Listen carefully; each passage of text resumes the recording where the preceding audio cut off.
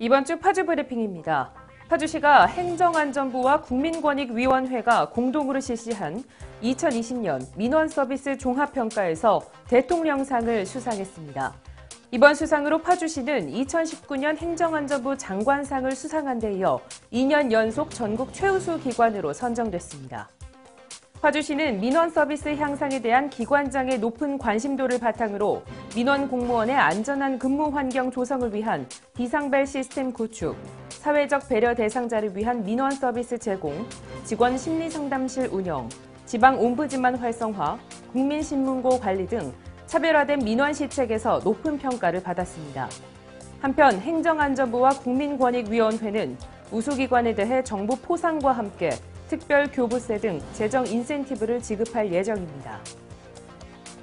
교통약자 중심 교통환경 조성의 일환으로 노인복지관, 자운학교 주변 횡단보도 4개소에 보행신호 자동 연장 시스템을 시범 운영합니다. 노인복지관 앞 횡단보도는 복지관 방문 어르신과 파주병원 방문자의 통행이 빈번한 곳으로 휠체어나 유모차를 이용하는 시민 또는 거동이 불편한 어르신의 경우 일반적인 보행 시간으로는 횡단을 완료하기 어려워 대안이 필요했습니다.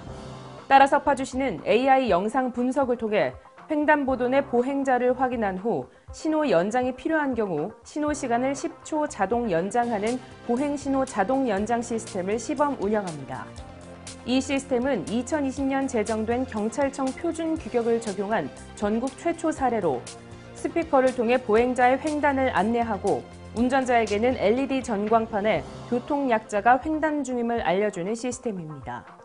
파주시가 올해부터 어르신들의 안정된 노후 생활 보장을 위해 기초연금 지급액을 인상한다고 밝혔습니다. 작년까지는 소득 하위 40% 이하와 소득 하위 70% 이하로 구분해 연금을 차등 지급했으나 올해부터는 전체 소득 하위 70% 이하에 해당되면 차등 없이 지급받게 됩니다. 또한 선정 기준액을 단독 가구 169만 원, 부부 가구 270만 4천 원으로 높였으며 선정 기준액 이하면 단독 가구 월 최대 30만 원, 부부 가구 48만 원을 각각 지급받을 수 있습니다. 한편 올해 파주시 기초연금 대상자는 지난해 대비 4,900여 명이 증가한 4만 7천여 명이 지급받을 전망입니다. 문화체육관광부와 한국관광공사가 공동으로 선정한 2021년에서 2022년 한국관광 100선을 임진각 파주 DMZ와 헤이리 예술마을이 선정됐습니다. 임진각 파주 DMZ는 2017년부터 이번까지 3회 연속 선정된 대한민국 대표 평화 관광지입니다. 이곳은 평화누리공원과 도라전망대, 제3땅굴이 있어 국내 관광객뿐만 아니라 세계 유일의 DMZ를 보기 위해 외국 관광객도 많이 찾는 곳입니다. 헤이리 예술마을은 예술특화마을로 수도권 근교의 대표적 문화예술 관광지입니다. 또한 지난해에는 인근의 신세계 아울렛, 프로방스 마을과 함께 통일동산 관광특구로 지정돼 아시아 최대의 방송 영상 시설인 CJ ENM 콘텐츠 월드도 조성하고 있습니다. 한편 파주시는 이번 한국관광 100선 선정뿐만 아니라 한국관광공사가 시행한 2020년 전국 지자체 관광 경쟁력 진단에서도 경기도에서 가장 경쟁력이 높은 것으로 조사되는 등 수도권에서 가장 관광하기 좋은 곳으로 인정받고 있습니다. 파주시가 여성가족부와 여성친화도시 조성 협약을 체결하고 여성친화도시로서의 대장정을 시작했습니다.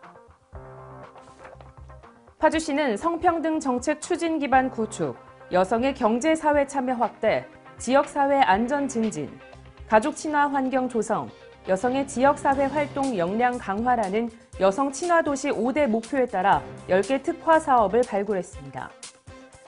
앞으로도 성평등 정책을 일관되게 추진하고 여성들의 유리천정을 극복하는 여성 친화도시로서의 발돋움할 수 있는 정책을 적극적으로 펴나가도록 하겠습니다. 한편 파주시는 올해 10개 특화 사업에 대해 파주 시민의 경험과 요구를 반영한 구체적인 추진 계획을 수립하고 체계적인 시행을 위해 전 부서가 협력할 수 있는 추진 체계를 갖춰 여성 친화 도시로서의 위상을 드높인다는 계획입니다. 지금까지 파주 브리핑이었습니다. 시청해주신 여러분 고맙습니다.